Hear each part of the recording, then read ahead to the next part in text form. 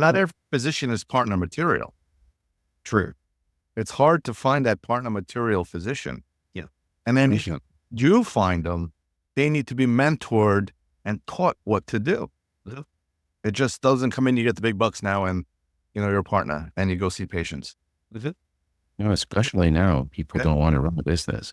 I was going to ask you, how much structure time or set aside time do you have for being the managing partner? 2 hours a week. 2 hours a week? Yeah. It's not much. Yeah. So what we decided to do is we went with a combination. We had this this was a big change for the practice. And so we had a lot of sit down sessions of like, how's this going to look? It'll allow us to continue to see patients and bring in revenue. And so we had those discussions of, do we take extra compensation for these roles? Do we take time for these roles? And we have taken a mix of both. So each of the partners who is taking one of these elevated roles gets also some upfront salary in a sense for that per year. That doesn't have to do with how the practice did with revenue during the year or anything along those lines. And then a little bit of time for admin time. Oh, wow. The 2 hours a week doesn't sound enough. I've become very efficient. You have to bring you to work at home. I'm sorry? I'm sure you do partner work at home. After our absolutely, yeah. So that does not all happen in those 2 hours. That's without a doubt the case. Yeah. How often does the partnership meet? Once a month. Once a month.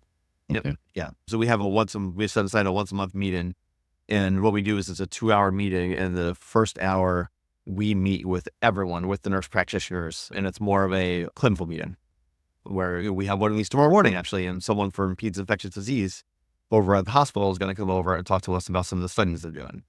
So our first hour we do as more of a clinical check-in. We'll do some education, those kinds of things. Then the second hour is when we do our management stuff. So we meet once a month. And we try to also then do more of a longer retreat once a year where we'll do like an evening together. With influence right now of all of our docs, the kids are all hitting middle school, grade school, high school age. It's getting harder and harder to get those together. But we try to have a once a year bigger sit down. And what do you think is the second thing a managing partner needs to know, and why? So know your practice. All right. So this is, and the idea behind that being get data, right? I think of it this way, just as think about baseball. So my Mets are in the playoffs right now, right? Somewhat surprisingly to me, I didn't think they were going to make it. But you think about baseball statistics, right? You see one player and you find, they have a batting average of 240 with 34 home runs and 90 RBIs. You go, oh, that guy's a slugger, right?